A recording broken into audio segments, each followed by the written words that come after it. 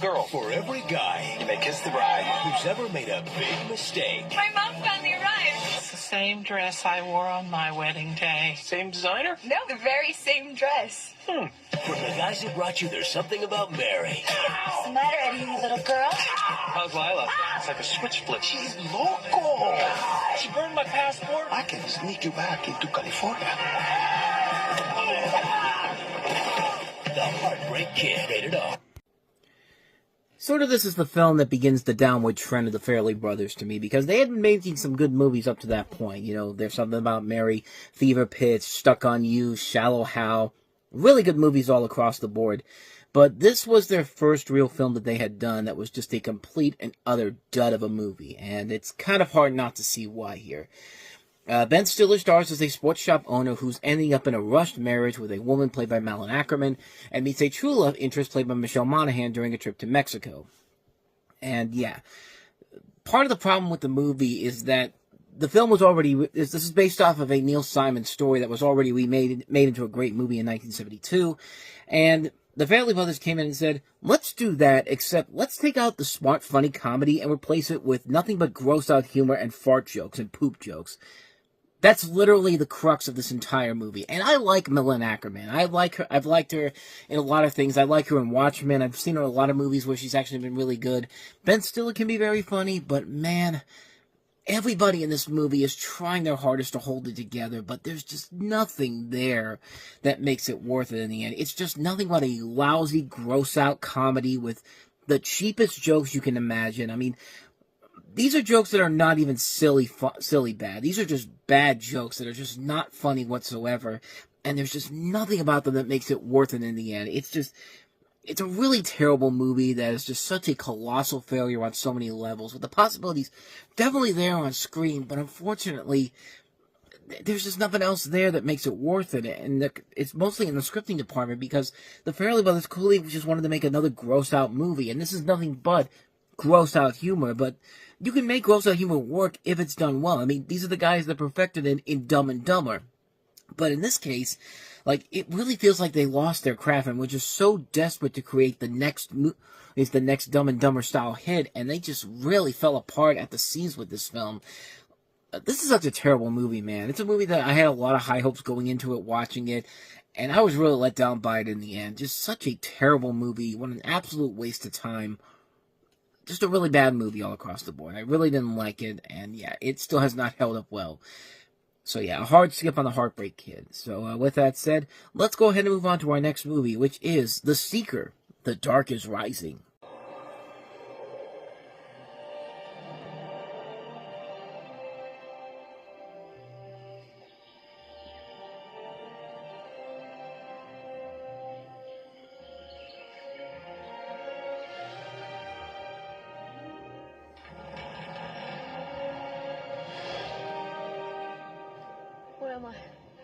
You will, a sign seeker. The chosen warrior to fight the dark. The power of the light was divided and hidden in the form of 6 signs. The signs will call to you. You will step through time, gather them, and gain the power of the light. I'm supposed to save the world?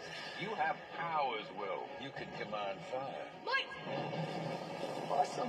Move objects. Summon great strength. Can I fly? What? You know, whoosh. I found the sign! I'm coming with you, Will.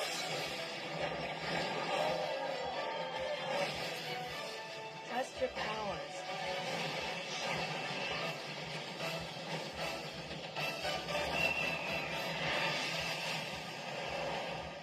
The dark is rising. Even the smallest light shines in the darkness. How about no? How about I won't join your quest? How about you make actually a good movie and not just make a film that is being made solely because Harry Potter and Lord of the Rings did it and they were successful, and the Narnia films were successful? Because that's exactly why this movie got made. They wanted to make their own Harry Potter style franchise, and it it just wasn't happening with what they were putting out at 20th Century Fox at the time. Aragon was their first bad example of it, but this is definitely much worse than that. You have Will Stanton, played by Alexander Ludwig, who on his 14th birthday finds out that he is the last of a group of warriors called the Light, who have spent their lives fighting against evil, the dark. Clever, right? Will travels through time to track down the 6 signs that will enable him to confront the evil forces, the Dark, personified by the writer, played by Christopher Eccleston, who was just coming off of Doctor Who.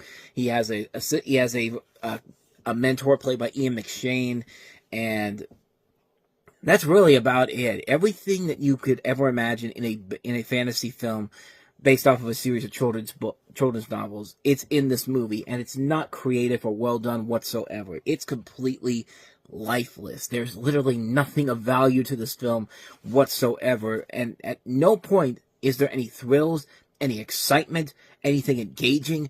Just nothing happens in this movie. Like, at least Aragon was at least trying to do something unique and different with it, even though it didn't work. But man, this film, it's just the most, let's copy every other big budget fantasy film, and let's see if we can do the same thing with something that not a lot of people know of here. And yeah, these Darkest Rising books don't have the same loyalty fan base that Harry Potter did, or Lord of the Rings, or the Chronicles of Narnia, or even the Hunger Games later on down the road. Nothing in this movie makes me want to look at these books. Nothing about this movie makes me want to get excited for any potential sequels they were working on here. All it wants me to do is just make me completely forget about it and never see it ever again. Like, yeah, bottom line, you can avoid the sequel, The Darkest Rising. Thank God that this did not become a franchise, because, yeah, I don't think I could stand it after this first film, so. Can we get better with any of these movies? Why don't we just go to our next movie here, and that is Feel the Noise. Let's see if we can turn the tide. Do you guys want to come to a show tonight? Let's go. Bye. That's how y'all doing it in a Rico? Good. She got that spice, son. For real. From producer Jennifer Lopez. You want to dance? Got no dance. I'll show you. Feel the moves. Feel the beat. Feel the rhythm. Feel the noise. I don't want to feel anything with you. I think that gives you an indication how I feel about this movie. But yeah, this is another bad film. After a run-in with local thugs to raise money for a chance at a record deal, a Harlem-born aspiring rapper of an African-American mother and Puerto Rican father, Rob, flees to Puerto Rico seeking refuge with a Puerto Rican father he never knew and finding his salvation in reggaeton, a spicy blend of hip-hop, reggae, and Latin beats.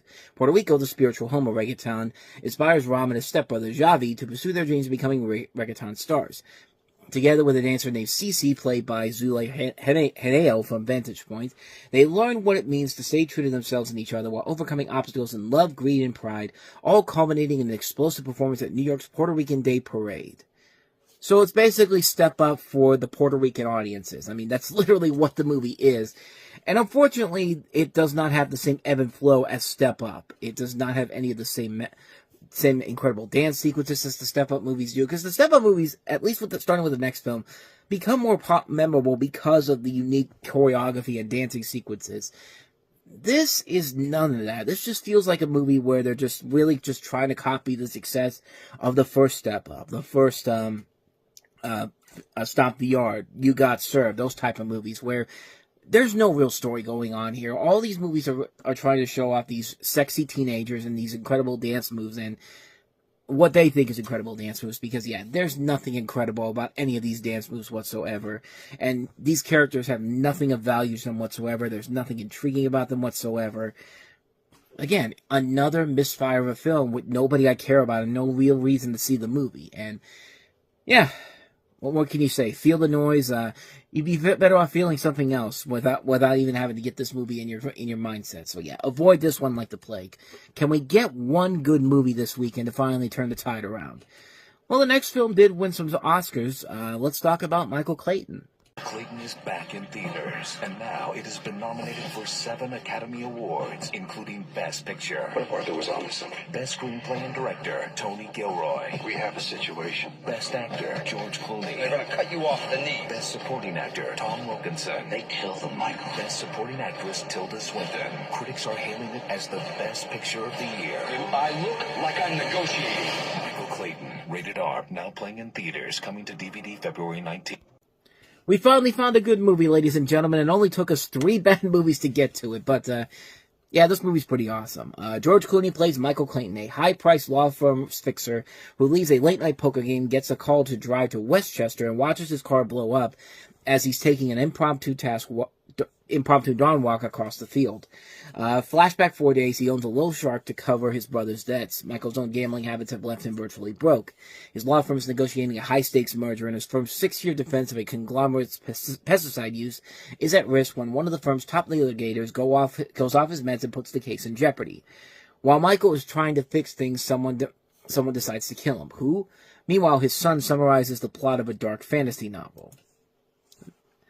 Interesting little tidbit there. That's from IMDb. That's not me, but yeah, like I said, Michael Clayton is actually a pretty awesome movie. It's George Clooney doing what George Clooney does best. You know, he's one of our great actors. He's got a great cast working around him. Tom Wilkinson, Tilda Swinton, which actually won her an Academy Award for Best Supporting Actress. Sidney Pollack in one of his last movies he did before he passed away the following year. Michael O'Keefe, who I haven't seen in a long time, maybe not since Caddyshack. But he's in this movie, too, playing the other attorney at the firm that they're at. And he's actually really good, too. Everybody in here plays their parts very well. It's an engaging storyline here. It's a mystery that does keep you is interested in what the direction is going to go with this movie in general. And Tony Gilroy definitely shows what he can do as a director on this film. This was his first film as a director, but then he followed it up with The Bourne Legacy, which that movie was already bad on its own levels. But we'll get to that one eventually. But here's what you can do with a here he gets to show what he can do as a director as a whole with this film. It's his first time directing a film, and he does a really good job at it too. It's a really impressively made film. It's a thriller that keeps you on the edge of your seat. George Clooney once again is really good in this film, giving another strong performance. It's a terrific film. It's a film I highly recommend. It's one of the year's best films, easily. Michael Clayton, definitely check it out. And so with all that said, let's go ahead and move on to the last film we have here, which is a classic movie being re-released in theaters for its 25th anniversary, and that is Blade Runner, The Final Cut. I'm Rachel. Deckard. Have you ever retired a human by mistake? No. I need the old Blade Runner. This is a bad one. If only you could see what I've seen. More human than human is our motto. What if I go north? Would you come after me?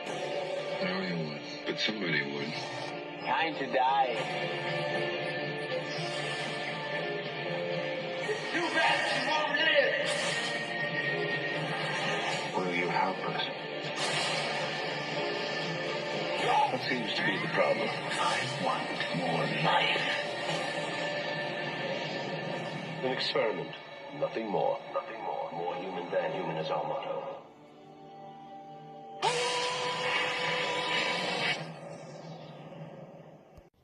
Yeah, just in case you need to know, Rutger Hauer's Roy Batty is still scary as all hell. I think that was the purpose of that trailer in that movie. Rutger Hauer is still amazing in this movie. But I digress. This is Ridley Scott's final cut of Blade Runner, released 25 years after the original film, but this was actually a production that began all the way back at the start of the decade. What had happened was that Scott found time in mid-2000 to help put together a final and definitive version of the film, which was only partially completed in mid-2001 before legal and financial issues forced a halt to the work. And then 5 years later, Warner Brothers finally secured the distribution rights to the film, and so there would be 3 different stages to how they would re-release this film. There would be a digitally remastered single-disc version, there would be a final cut version of the film that was released in theaters this weekend, and then a multi-disc 5 massive box set shaped like a briefcase where you can get all these different versions on this one box set. And I've seen pictures of it. It was really cool. I've never gotten around to seeing it in the stores, and even when I have on brief occasions, I always remember it being uber expensive. But you're probably wondering to yourself, what exactly makes this version of Blade Runner, the final cut, seem more different than the other versions? Well, in this particular version, they add the original full-length version of the Unicorn Dream, which had never been in any other version of the film before.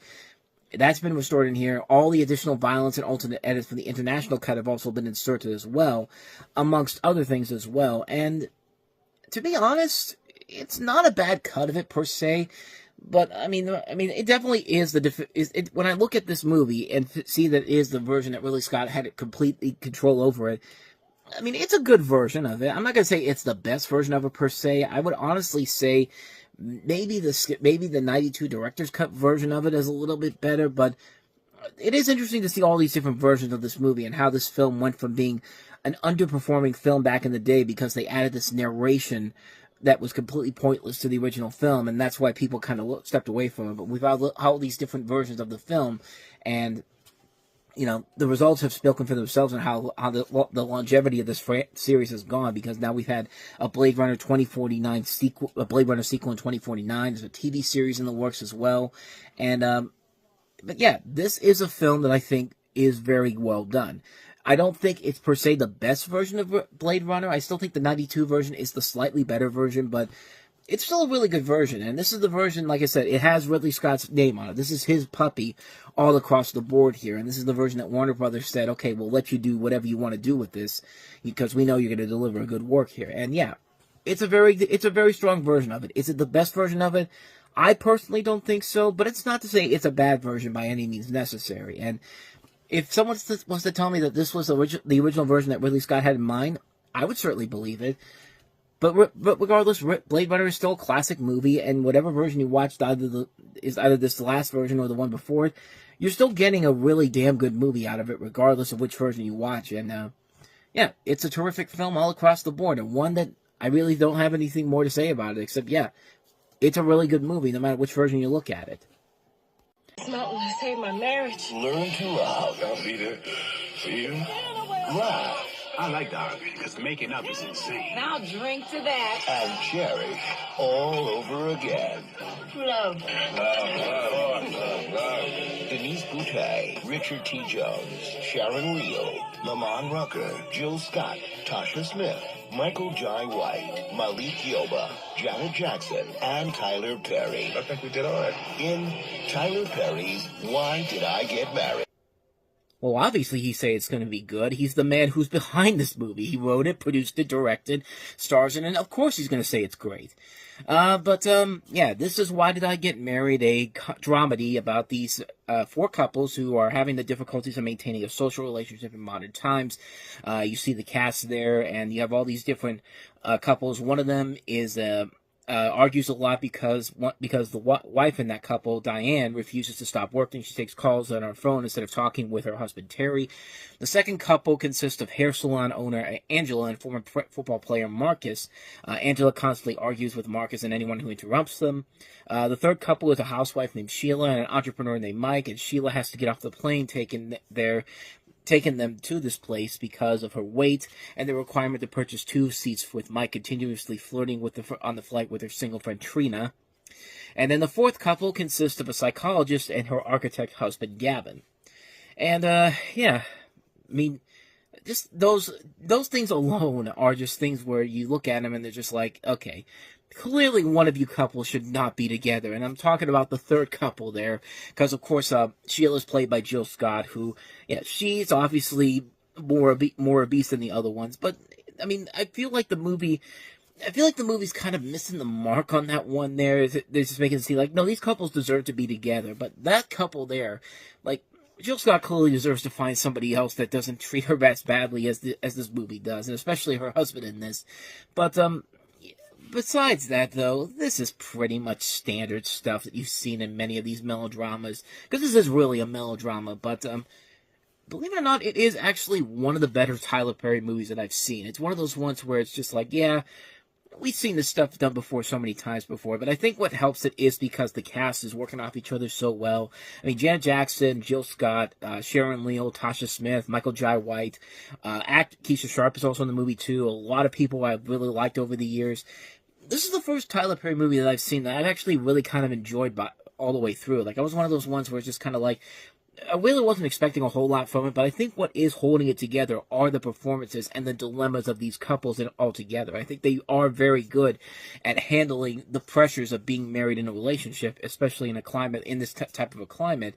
And yeah, it really does feel like a film that is trying its best to try to, delve into the problems of marriage in general, and how these couples clearly are not meant to be together, and the ones that are trying to keep it together, have kind of fallen out of love a little bit here, and I think they do a very good job of handling that all across the board in this movie. It's not a great movie by any means necessary, but it is definitely a sign that, Tyler Perry can make good movies, even ones that are not really made for somebody like in my demographic, like someone like me. I mean, I wouldn't go, back then I didn't really go to see these movies because they really weren't made for me, honestly. But this is the first one where I looked at it and I went like, I mean, the guy doesn't make a whole lot of really good movies that would appeal to me, but this movie kind of makes me want to check out more of his work overall, because sometimes he makes a good film here and there, but as far as this one goes, I kind of enjoyed it. Not a great movie, not a bad movie either, but pretty good all across the board, so take that for what you will.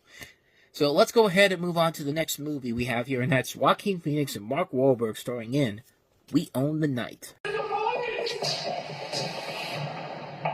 Nobody knows about my family. Better be careful out there. You're my son. You're either going to be with us, or you're going to be with the dealers.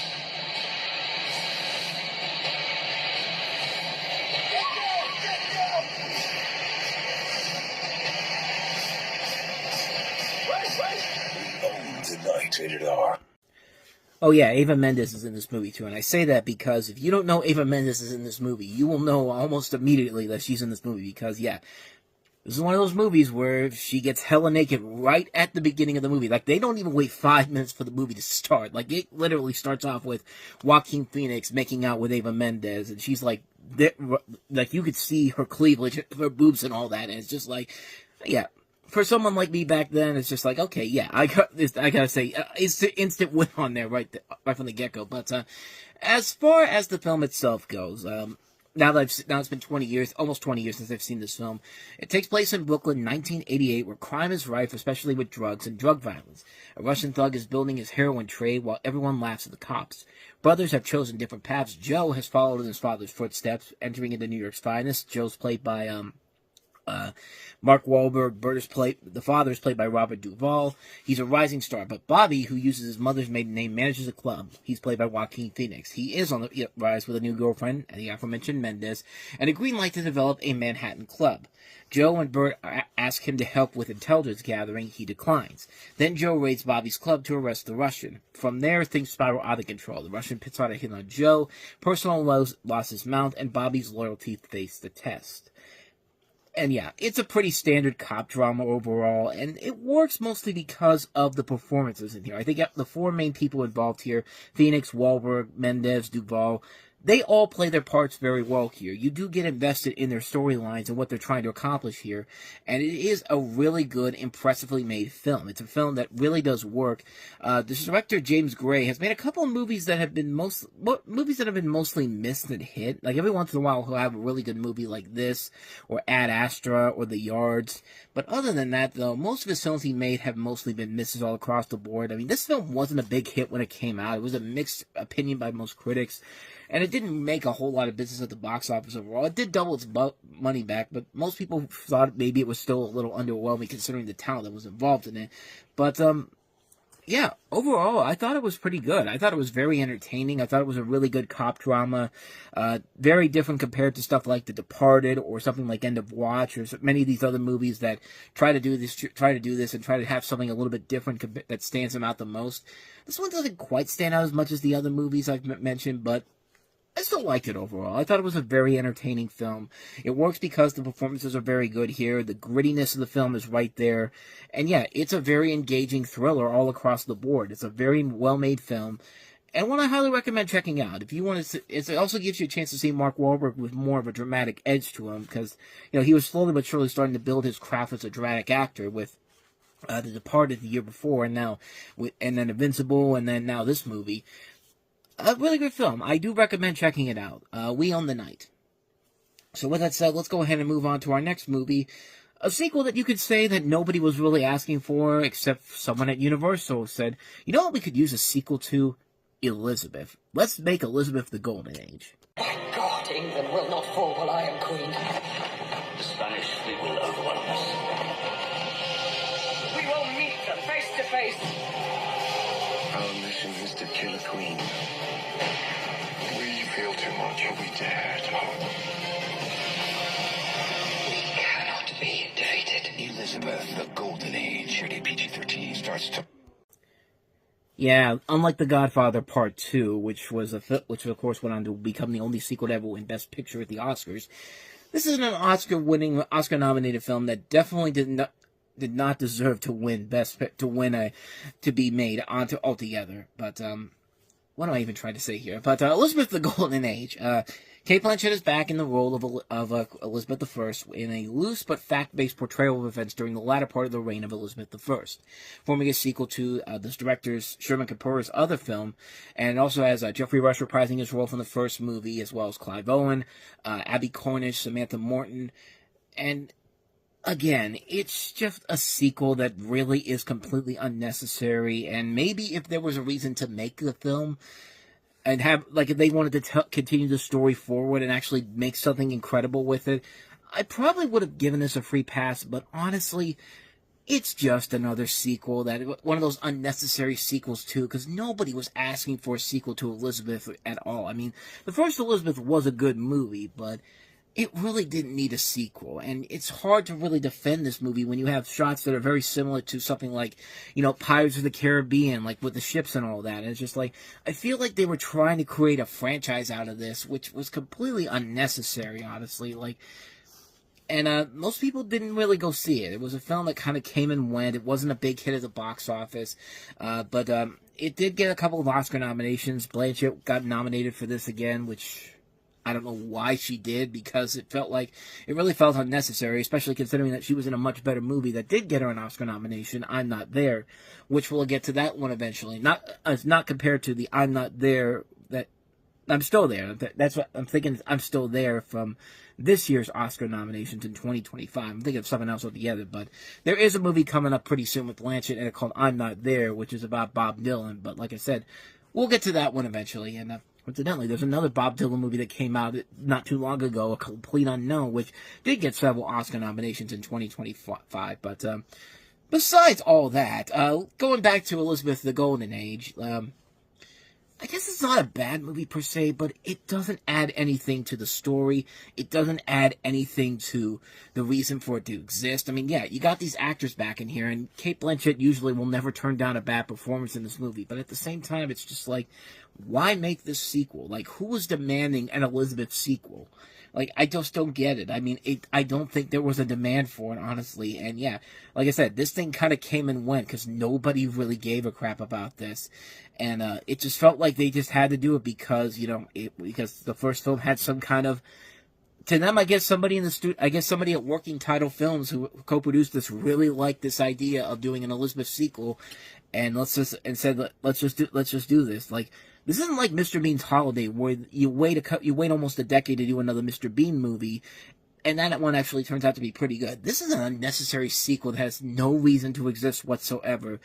I can't remember one good thing about this movie per se, so yeah, you could skip Elizabeth the Golden Age, but let's move on to some good. Let's go back and move on to some good movies. Let's talk about our next film, which is Ryan Gosling in the comedy Lars and the Real Girl. Where's your girlfriend?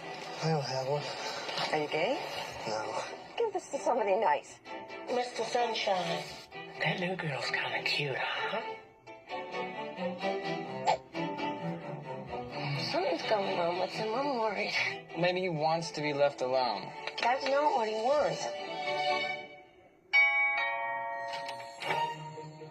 Hey, I have a visitor. Where did you meet this person? I met her on the internet. Yeah, well, everybody's doing that now.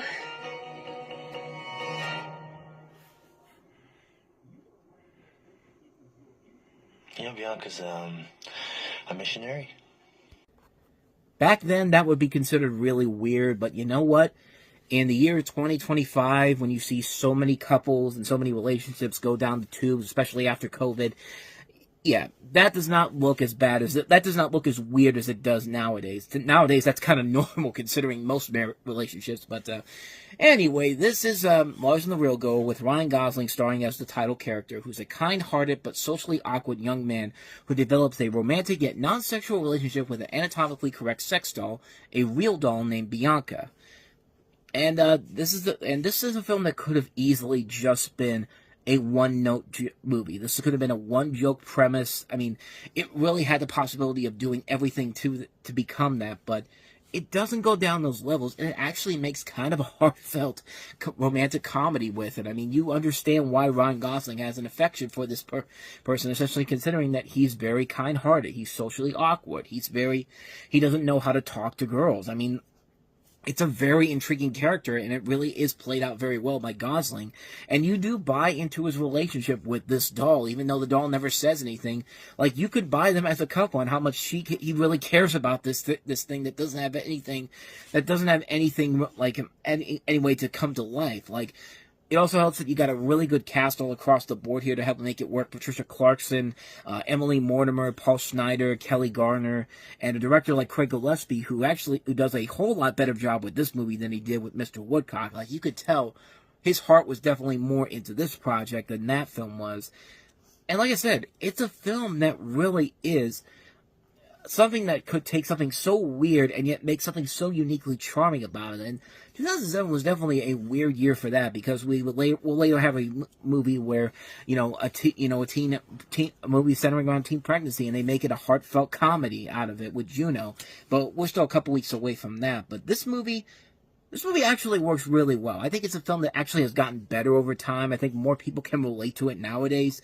It's a really impressively done film. It's a very funny film. It's a very heartfelt film. Ryan Gosling continues to show his elevation as an actor. You know, this isn't just some guy who was like a teen heartthrob in The Notebook and just kind of went away. He's taking more chances with these roles that he's in, and he was knocking them out of the park with nearly every single one. And of course, now looking at him nowadays, he's really become a hot commodity star, and it's kind of hard. It's not hard to see why. But yeah, Lars and the Real Girl. Definitely one you should definitely check out. Easily the best film of the week. Lars and the Real Girl. Can't recommend it enough. So with that said, let's go ahead and move on to our last film we have here, and that's Jude Law and Michael Caine starring in the remake, Sleuth. Where I attack you. Get out, mine. Come. The real game has just begun. Is that a fact? I bet you didn't expect me to be so intelligent, so quick-witted, did you? Oh, I didn't. I've broken into your house because I know you have jewels. Aren't you the wicked one? Don't just bang already. Wait a minute, that sounds really weird. I mean, basically, Michael Caine is playing the older version of his younger self in here, because he's playing in the same movie where he played the younger character in this movie. I mean, I guess you could kind of make it work. What did Robot Chicken say about, what about making out with yourself? It's not gay, it's masturbation. And, I don't even know where that came from. But anyway, this is Sleuth. This is a remake of the 1972 feature film, which was previously adapted from a play by Anthony Stafford. And you have Michael Caine and Jude Law starring in this role. We have two extremely clever British men in a game of trickery and deceit. Andrew White, played by Michael Caine in this version, even though in the original film it was Laurence Olivier, an aging famous author who lives alone in a high-tech mansion after his wife Maggie has left him for a younger man. And Milo Tyndall, played by Jude Law, an aspiring actor equipped with charm and wit, who determines both qualities once again when Wyke invites Tyndall to his mansion. These are weird names, by the way. Wyke, Tyndall. When Wyke invites Tyndall to his mansion, Tyndall seems to convince the former into letting his wife go back by signing the divorce papers. However, Wyke seems far more interested in playing mind games with his wife's new lover, and lures him into a series of actions he thoroughly planned in seeking revenge on his unfaithful spouse. This is written by Harold Pinter, who's been a very prolific writer, but mostly this is known for being directed by Kenneth Branagh. And Kenneth Branagh usually knocks it out of the park. This one, unfortunately, didn't get the proper praise it deserved, because, this wasn't, like I said, this wasn't the first time that a Michael Caine movie was being remade with Jude Law in it. We got Alfie a couple years ago, which I thought was a very underrated film, by the way. And this film in particular, I actually really do like this more than most people would give it credit for. I think it works because Kane and Law just work off each other so well here in this game of cat and mouse. I mean, you really have to stand up really well against a guy like Michael Caine, and Jude Law does a very good job of sticking right next to him in this movie. And it is a very well done film with a great script by Harold Pinter, who's making it his own unique take from it. It doesn't feel like it's the retread of the first film all over again. It feels like they are trying to do things that are very different and very unique, and they have really good actors involved in here to make that work. It's really just the two of them in this movie. And some people may say that, you know, it's kind of set like a stage play in general, and yeah, it kind of is, but I think that's kind of the point overall. I think I like it because it is just these two guys going at each other in this film and playing this game of cat and mouse, and I think it works very well to the film's advantage. I think it's a very engaging film that works because the two actors are so in on this concept. And it really does work very well. I think it's a really good film. I think it's definitely one of Branagh's more underrated movies in general. It's a really good movie, and one I do highly recommend checking out. If you want to see some good, underrated Branagh work with both Michael Caine and Jude Law really going at it and really putting some good stuff together, this is a film that definitely works on that front. I recommend it. I think it's a very solid film, definitely a very underrated film. And yeah, it's a very good film. It's a good modernized version of the original Sleuth without feeling like it's a retread of that movie. And I think it works because the two actors are so game for this movie, and they do a very good job at it. So, I highly recommend checking it out. Sleuth, definitely a film worth it. Somebody! Please, God. No, God. What are they? They're like vampires. Vampires don't exist.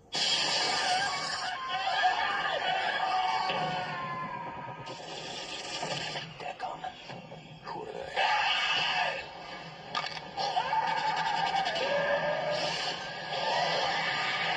Days of Night. Rated R.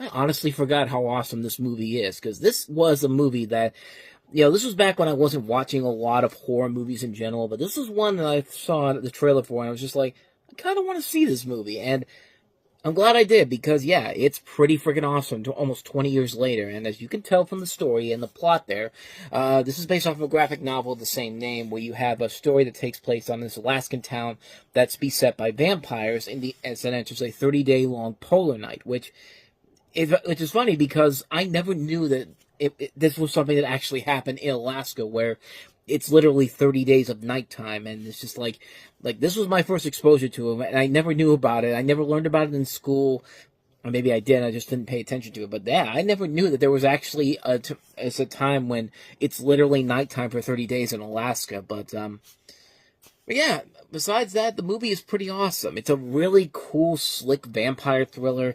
Danny Houston is legitimately terrifying. That's him doing the no gods bit there. I mean, it's very creepy and very terrifying. And, you know, it has a very, like I said, very creepy, very intense, terrifying feel to it. And it just works so well because you have so many good actors being put in here. Josh Hartnett, Melissa George, Ben Foster has a really good role in here. I mean, it's not afraid to go dark when it needs to. It's a really impressively put together film, directed by David Slade, who did, in my opinion, the only real good Twilight movie, Eclipse, which was one I actually saw on a blind see. I mean, it was one of those, that's weird. It's a weird thing, because it was one of those weird times where I said, you know, I've heard actually some pretty good things about this Twilight movie, so I might actually go in and give it a shot. And lo and behold, it's still the best of the Twilight movies, which really isn't saying a whole lot. That's like saying that I found the piece of gold inside this big pile of shit. I mean, it's still a big pile of shit regardless, but this movie is far from shit. In fact, it's a really damn good movie. It's a great, slick, cool-looking vampire film that still very much holds up to this very day. It's a movie that's definitely worth checking out. It's a really good movie, very impressively put together. I really like this film a lot. I highly recommend it. 30 Days of Night. With that said, let's go ahead and move on to our next movie here, which is a movie that probably fits in a category of movies that I really should not like whatsoever, but nevertheless, this is actually one of the few spoof movies from the late 2000s I actually did kind of like. Let's talk about the late 2000s, I should say. Let's talk about The Comebacks.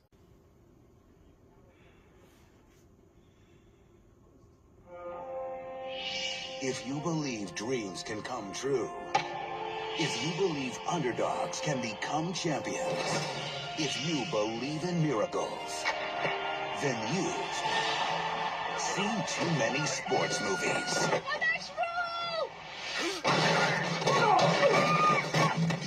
The washed-up coach. Name's Lambeau Fields. With one last chance. All right, let's close our eyes, bow our heads. Okay, you can open your eyes again. The underdog team of misfits. Watch you act like a barbell and get benched. Violence is not the answer! Yeah! And the bartender from Philadelphia, whose only dream was to play ball. I'm just a bartender from Philadelphia whose only dreams are to play ball. This fall, from the producers of Wedding Crashers, comes the movie that's brighter than Friday Night Lights. I just keep dropping the ball. I don't know how to fix it. More special than radio. And has more balls. Nothing can stop him! Nothing can stop this kid! Than dodgeball. If you can dodge your wrench, you can dodge a tackle. Same thing goes for a firearm.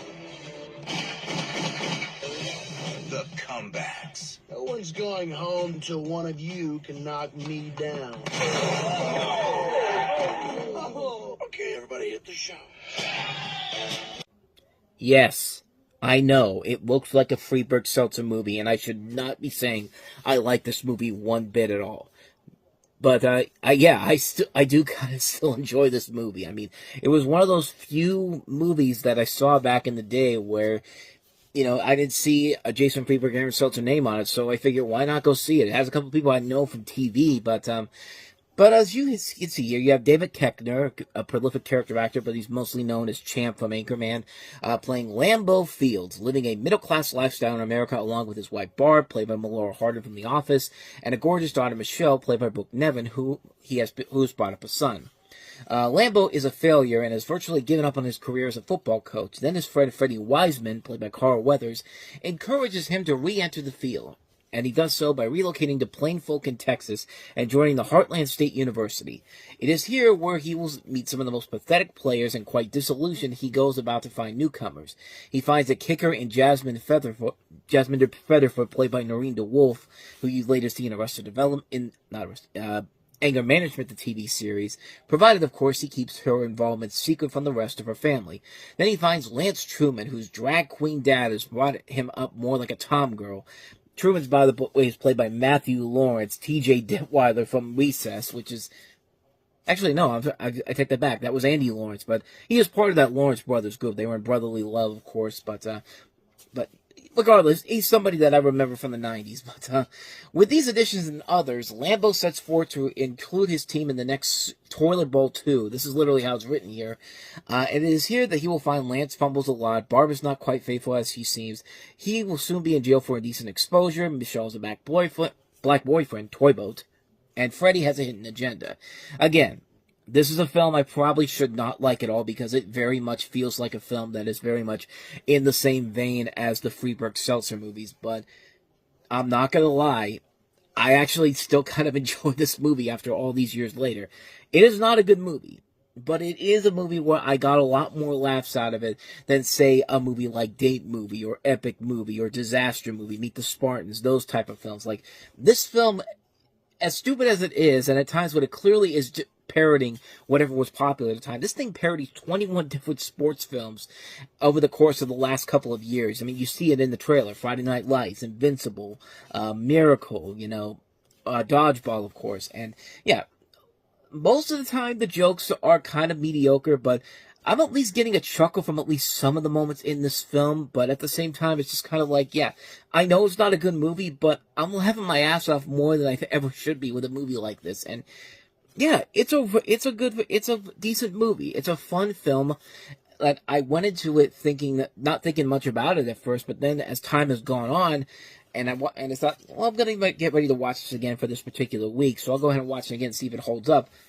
Still kind of holds up. I mean, it is stupid comedy, and not the bad type of comedy that's in stuff like, Meet the Spartans, Epic Movie, Date Movie, but comedy where it's not it's still far away from Naked Gun, but it's still a lot better than what Freeberg and Seltzer were piling out at this point. Plus, again, stupid stuff in this movie that just made me laugh so hard. I mean, you have a character who's literally called a seal tear, and turns out he tears his ACL. And there's a great scene where he's literally walking, and then just all of nowhere he's just tearing. He just tears his ACL, and it's this long bit that's stupid, but again, it's really funny. Like, it's a movie where I should not be laughing as much as I am with this, but it is still a very fun film all across the board. I think it is still a good fun time all over. It's a really dumb movie, yes, but it's a film where I'm laughing more than I should, especially considering that this is a movie directed by Tom Brady.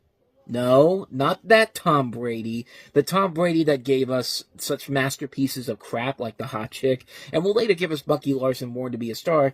And most people forget that he worked on The Simpsons and The Critic back in the 90s, but, which you could pretty much tell why they got him to direct this movie. And coincidentally, this was around the time when the Patriots were just unstoppable. They had that perfect 17-0 season, and everyone thought they were going to go to the Super Bowl and just break that record. But then Eli Manning and the New York Giants had to say about that. But you don't think it's a coincidence that Tom Brady was having a great year whenever this movie came out? I wouldn't have been shocked at all if everybody looked at the director's name on here. It's just like, wow, when did Tom Brady have time to go play quarterback for the New England Patriots and direct a movie?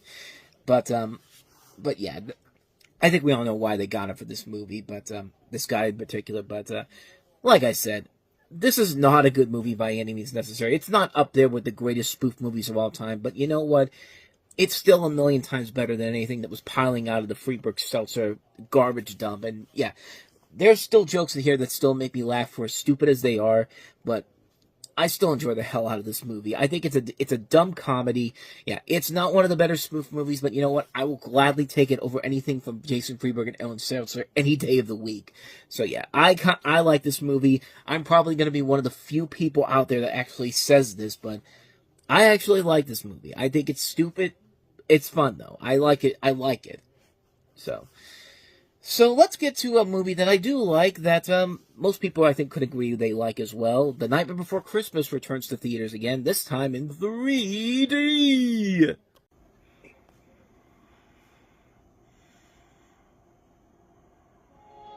Twas not long ago, think back if you dare, about Tim Burton's tale of a Christmas nightmare. The holiday tradition with nasty intentions has come back to life in 3 wicked dimensions. So come this October, it's time for a scare. In 3D so real, you feel like you're there. Wouldn't you like to see something strange? Come with us and see.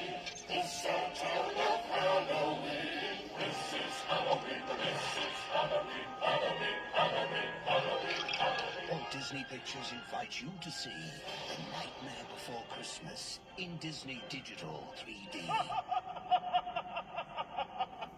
Coming to select 3D theaters this October. 3D! There you go. Now I actually have it in camera so you can see what I'm talking about here, but this is The Nightmare Before Christmas, and this is actually the second time in the last 2 years that this was re-released in 3D and Disney Digital 3D. So this is not the first time this has been re-released in the theaters, but this was notable for a couple of reasons. One, it's the one re-release of this that has made the most money out of all the other re-releases. Because I'm looking at some of the other re-releases here, because there's been other ones too. There's been ones in 2008, 2009. And then just recently, starting after the COVID pandemic, they started re-releasing this on it's every Halloween now. So now it's kind of becoming a tradition to re-release this movie, along with that, and also Hocus Pocus, which also gets released around this time of the year for Halloween. But this is notable because this was the year this particular re-release was the time when I actually saw Nightmare Before Christmas for the very first time. This was my first time ever seeing this in theaters in 2007 when this was being re-released in the theaters. And yeah, it was my first time seeing it in theaters. It was playing at my movie theater down the street. I heard a lot about how much everybody said it was a great movie. And this was back when it was still kind of seen as a little underrated treasure back then. But of course now it's gone on to become this global holiday phenomenon. Like you go into any store during Halloween and Christmas, and it's right, and there they are, right there. All the characters from Nightmare Before Christmas. You walk into Spirit Halloween, there they are. I mean, yeah, it was a pretty big deal. It's a pretty big deal now, but back then it was still seen as kind of a little underrated treasure. And yeah, to see and this was around the time when I got to see it for the first time ever, and yeah, I fell in love with it almost immediately. I really don't have much more to say about it because I've already talked about this movie several times. I talked about it during its re-release back in 2023 on Talking About the Movies. I talked about it during the 1993 episode of this when it originally came out.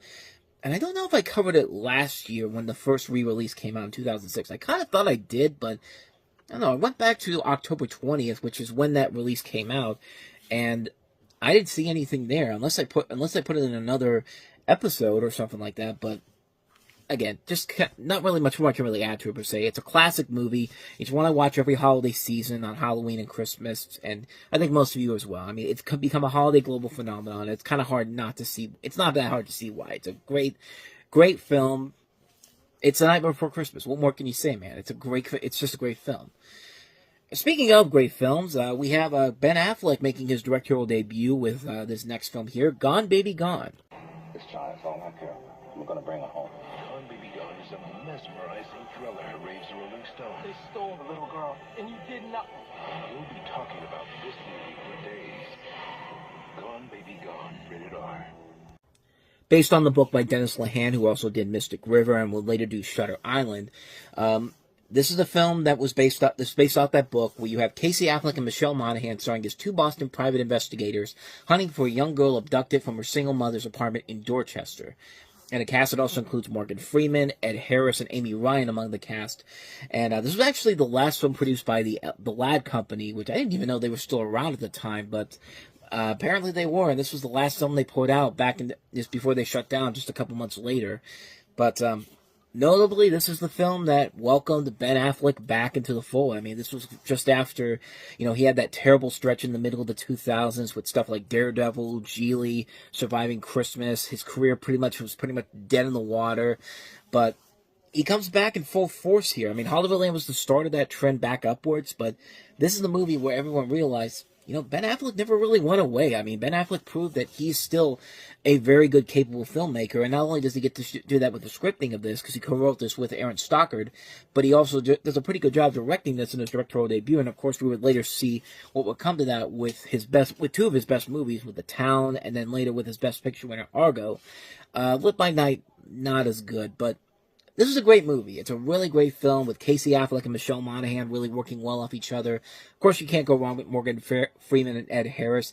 And this was a movie that really opened everybody's eyes to Amy Ryan, who had been a great character actress in so many things, but she's fantastic in the movie. She's the breakaway star of this film, and she was the only one that got an Oscar consideration for this, for Best Supporting Actress, and nobody else got an Oscar nomination for this, which is a crime. I mean, it really is amazing that Argo got as many Oscar nominations and won Best Picture as it did, because there was just something with the Academy against Ben Affleck around that time. I don't know what it was, but this didn't get many nominations. The Town didn't get that many nominations. Argo got nominations, but it didn't get a Best Director nomination for Ben Affleck, which was incredible not to think that, considering how great of a movie that is. But I mean, this three-movie stretch for Ben Affleck showed that he's back in full force, and he's proven to be a pretty good director overall, even though the last film he directed, Lit by Night, was not that great. But he proved that, but I completely forgot that he directed Air, too. I completely forgot he directed that, because I actually really liked that movie. But yeah, that's 4 films now. 4 out of 5 films. It's still really good. Lit by Night is the one that's not that great either. Visually pleasing to look at, but other than that, though, it's not that great of a film overall. But like I said, he's proven time and time again how he has reinvented his career as a director, and it's definitely showing with this movie. It's a great film. It's a really intense story. You get attached with all these characters involved. What can you say, man? It's a great film. I highly recommend it. Gone Baby Gone, instant classic, one of the year's best movies. So with that said, let's go ahead and move on to the next film we have here. That is a star-studded cast and includes Meryl Streep, Reese Witherspoon, and Jake Gyllenhaal starring in Rendition. I got a question for you. What if the CIA wanted to move someone covertly? My husband is not a terrorist. He's not giving us any answers. You just focus on the job. What is it they say he's done? I don't really know. You don't know. What we're doing is saving lives. Roger Ebert says this film is perfect. Rendition, rated R. Starts Friday only in theaters. Here's another one of those movies that we got around that time, centering around the events in Afghanistan, you know, the war that was going on. There was a lot of these movies, and some of them were actually pretty good. Like we just talked about The Kingdom. This one, not so much. It centers on the controversial CIA practice of extraordinary rendition and is based on the true story of Khalil el-Masiri, who was mistaken for Khalid al-Masiri. And you know, Reese Witherspoon is plays the wife of the person that is involved in this. And you also have Meryl Streep and Alan Arkin at the forefront of this whole thing. Peter Skarsgård is in here too. Jake Gyllenhaal. Actors are pretty good in the movie, carrying the load. But other than that, though, everything else about the film just doesn't work. It's a film that is very unpleasant to watch, and not the way where you're so invested in what's going on here. You just feel like this is one of those films where, I mean, it feels like they're making it just for the sake of making it, sort of can appeal to, you know, what's going on with this whole anti-war idea. And it actually ended up on several. It's weird because you see Roger Ebert giving it a good review, but it ended up showing up on the Peter Travers' worst anti-war film on his list of the worst films of 2007, and there were a lot of them back then. I mean, there was a good. We're in the middle of a good stretch of movies where some of them were good, some of them not so much, and this is definitely one of those ones where the actors are the ones who save it from being anything terrible, but it's not enough for me to say that it's a good movie by any means necessary. And yeah, we're going to get to several of these movies over the next couple of months. We have another one coming up with Meryl Streep in it with Tom Cruise and Robert Redford, but we'll get to that one in November. But that's Rendition, so let's go ahead and move on to our next movie that we have here, and that is Benicio del Toro and Halle Berry starring in Things We Lost in the Fire. I'm here because my dad was my best friend. Why? When I was your age. DreamWorks Pictures presents a story about the things we cherish. I'm so sorry. Please, can you stay for a little bit? No problem. The things we laugh about. I'm making women. And the things we find in each other. I want to be your friend forever. If you were my dad? You bet. Things We Lost in the Fire. I think it's getting better. One day at a time. Rated R. In theaters this Friday. It was always burning since the world's been turning. Okay, I had to do it. I mean, it's not quite We Didn't Start the Fire, but it's pretty damn close. But Things We Lost in the Fire. I think I said before that David Duchovny was in this movie. And I thought he was one of the leads in the film, but sort of, he kind of is. But grief, recovery, and human contact. Brian, played by Duchovny, is a great guy, a sweet father, a good husband, and a loyal friend to his boyhood pal Jerry, played by Benicio del Toro, who's a junkie. When tragedy strikes, Jerry tries to help Brian's wife and children and cope, and Audrey, played by Halle Berry, Brian's widow, tries to help Jerry kick the habit. Loss and addiction are stubborn. The story starts on the day of the funeral with Brian appearing in flashbacks, a neighbor's divorce, a dinner party that includes a young woman from the Narcotics Anonymous group Jerry attends, and thinking back to a fire in Brian and Audrey's garage give the story texture. And, it's alright. It's nothing that great. It's nothing that great, but it's nothing that bad either. It's just a movie that's kind of like with Rendition. It's a film that I think is elevated by the performances, by the actors in here. I think Benicio del Toro and Halle Berry do work off each other very well here. You can buy Halle Berry's relationship with him, and also David Duchovny in the little scenes that we see him in there. But this director overall has been much of a mixed bag. I've never really liked anything she's been involved in. I did not like the last movie she made, which was the Sandra Bullock movie Bird Box, which everybody was going crazy for when it came out. And I'm watching it going like, this is one of the most boring movies I've ever seen in my entire life. You know, kind of like with Emilia Perez right now, except I think most people I know see that that's not a good movie, but everybody in Hollywood thinks it is, and it's probably going to win Best Picture. Hey, another chance to crack on Emilia Perez while it's down. But like I said, it's a movie where it's not bad, and it has a good message around it. It's a film where you have all these characters trying to deal with all these obstacles and all these things that are happening. Like, you have one person dealing with death, you have one person dealing with this death as well, but also trying to get back on track here and get off the substances that he's on. And yeah, I think it works because of those levels. Everything else about it, though, is kind of been there, done that. We've seen this done so many times before, and so much better overall. But as far as this film goes, it's not bad, but it's just not one where I would say I'd recommend it highly. Like I said, I put it in the same category as something like Rendition. A good movie that's benefited from the actors involved in it because they're giving it their all. But other than that, though, just kind of been there, done that stuff. Overall, mixed opinion on this film, so... With that said, let's go ahead and move on to our last film that we have here. Terry George's follow-up to his Hotel Rwanda 3 years ago, this time with Joaquin Phoenix and Mark Ruffalo in Reservation Road. I'm going to offer a reward. $500,000, whatever I can get against the house. I want this guy to feel that he's hunted down. Your client is going around photographing damaged SUVs. He scared the daylights out of a Saudi diplomat. Your son, Lucas, if somebody killed him, what would you want to have happen to them? Why are you doing this? No one else is doing anything. I thought that was why we got lawyers. I had to go away for a little while. Will you tell me what's wrong? Ethan, I don't know how to get you back. Tell me what to do. Sometimes things happen that are out of your control, and those are the times when you just really gotta stand up and be a man.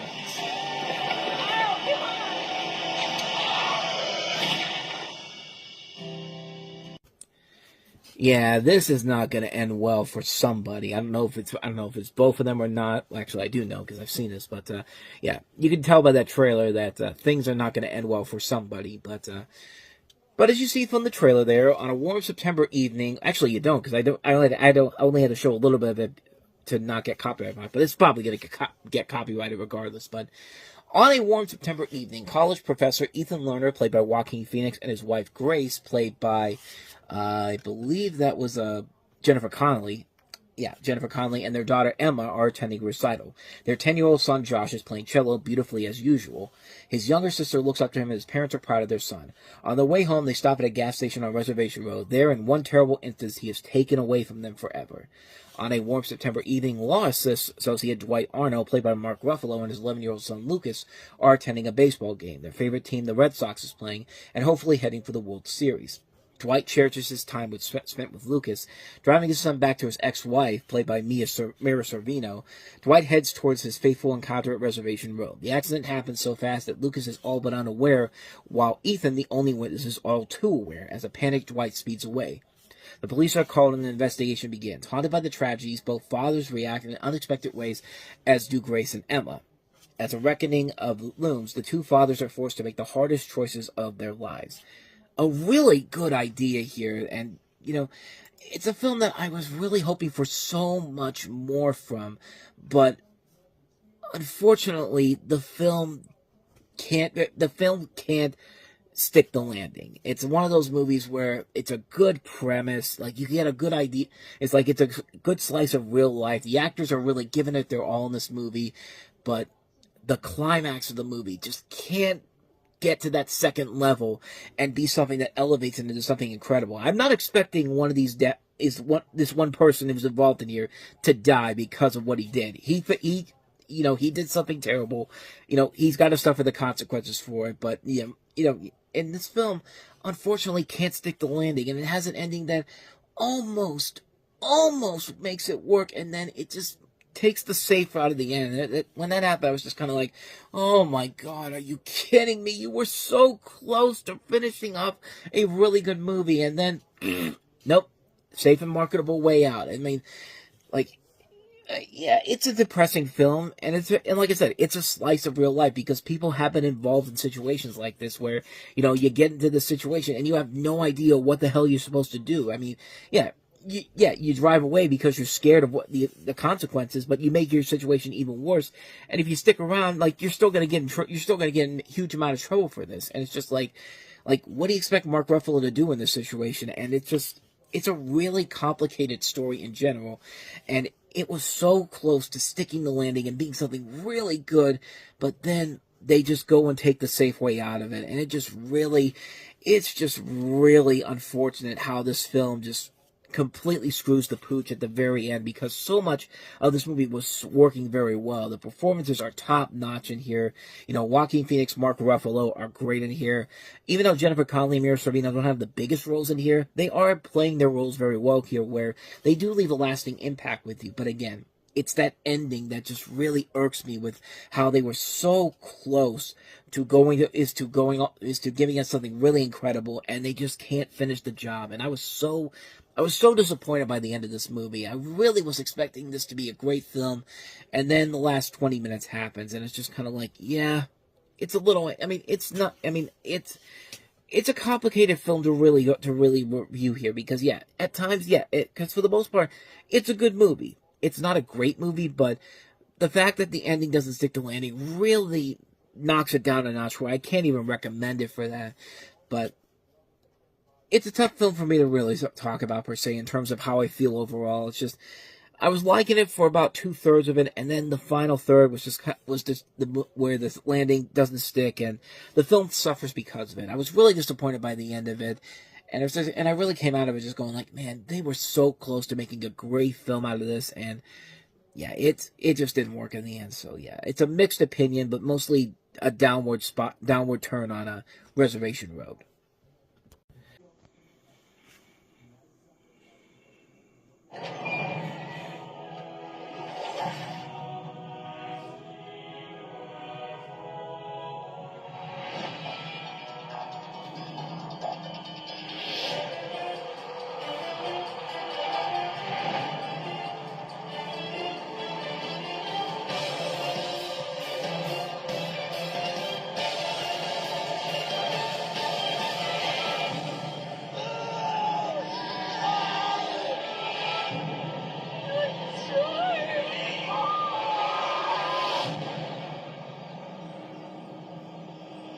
You think it is over, but the games have just begun. Or at least that's what they're telling you in this ad, because, yeah, I mean, I guess for a little bit there, if it was Halloween, it meant you're getting a new Saw movie regardless, but, this is Saw 4, which picks up where the last film left off with the death of Tobin Bell's John Kramer. However, it's revealed that John had planned for his death and left behind a series of recordings and clues that would lead investigators to his final game. As the detectives try to unravel the mystery of John's final game, they are drawn into a web of deceit and deception that reveals more of the motives behind his lethal games. And yeah, if you think this is actually the final installment of this series, no. They're still going to make plenty more of these after this movie. And, yeah, this is the first time you start to notice that these movies are getting very, very repetitive. And, you know, as elaborate and as cool looking as the traps are in these movies, each one gets lesser and lesser and lesser with each passing movie. And this is beginning to start that trend of the movies kind of fading off into obscurity. I mean, these next couple movies would still be... This would be the last one that was one of the more successful entries in the series. And then, following that, the 5th and 6th ones would not perform as well. The 7th one would not perform as well as the other ones did. I mean, honestly, if anything, these movies are now becoming more and more known for, A, the traps, and B, the transitions to some of the shots that they have in here. We talked about it a little bit with Saw 3, and especially with his director, Darren Lynn Bousman, but this one in particular probably has one of the greatest transitions for any scene you'll ever see. I'm talking about this.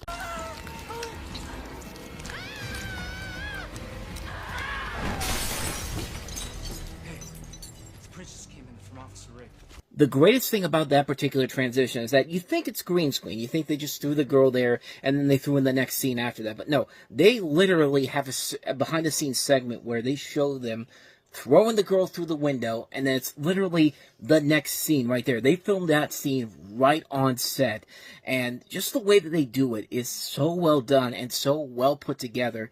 It kind of helps this movie elevate itself to another level, and not just the fact that, you know, it's a film that's been kind of done to death before. These transitions are really what carry the movie over to the next level and make them something that's actually still kind of worth it in the end.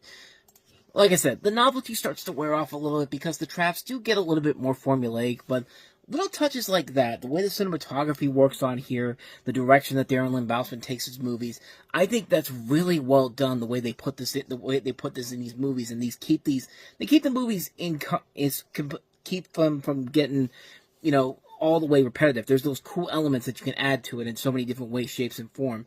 And yeah, it's a really cool thing that keeps the movie relevant in general. But like I said, like most of the movie is just the stuff we've seen done before, and the only things that really hold it to another level are those cinematography tricks, those camera tricks and all that. And yeah, you can start to see that the people that they brought in here clearly don't have the same love and dedication to the Saw movies that, Leigh Whannell and James Wan had to it, because this is the first film that was not made by them in particular, and it definitely shows. So yeah, not much more to say about that one. Saw 4, kind of the same stuff we've seen done before, but definitely has some things about it that do kind of make it work in the end, specifically with the camera work. But with that said, let's go ahead and move on to the next movie, and that is actually our last film, and that is Steve Carell in the comedy Dan in Real Life.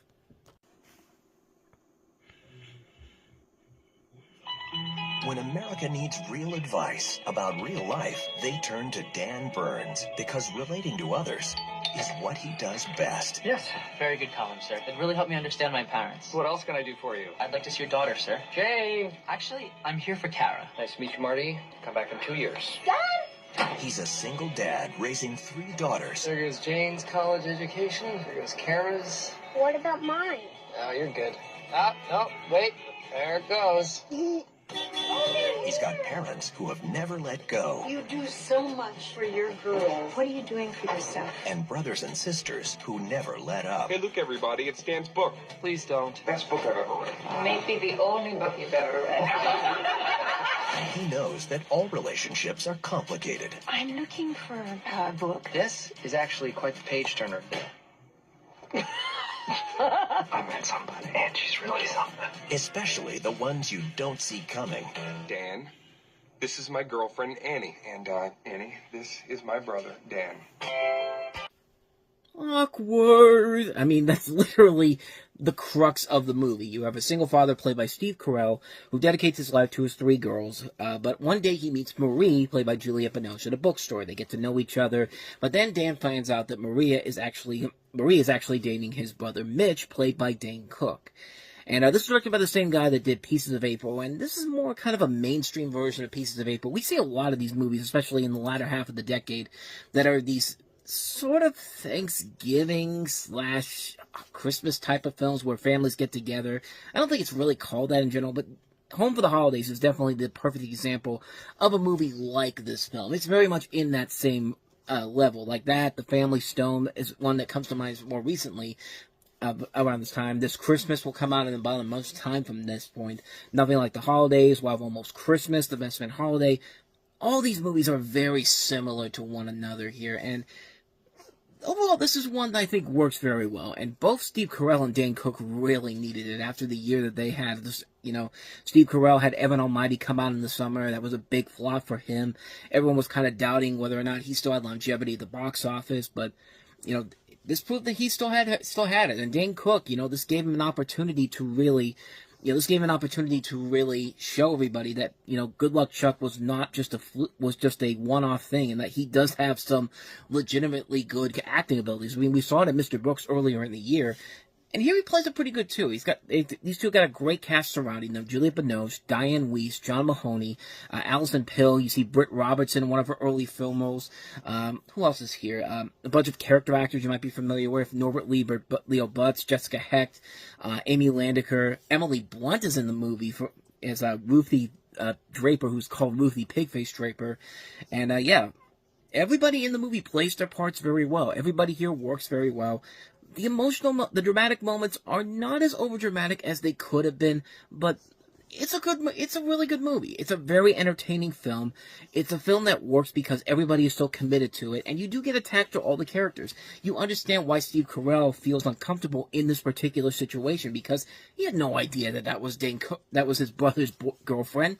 I mean, what's he supposed to do in that situation? It's really hard to be in that situation and figure out, what's the next way to go to it. And again, if it's done really well, you can usually get past the same stuff that we've seen done before so many times, and this film does a very good job of handling it. The comedy is very good, the dramatic moments are very good, they're never too over-dramatic, everybody plays their parts to a T, and it works very well. It's a really enjoyable film, it's a film that's very engaging, has a lot of great characters to work around with, and it fits for what this movie is trying to accomplish. I think it's a very well put together film. It's definitely a very underrated movie. One I don't think gets the proper attention it deserves, but it definitely is a really good film that should be worth checking out. I highly recommend it. Dan in Real Life.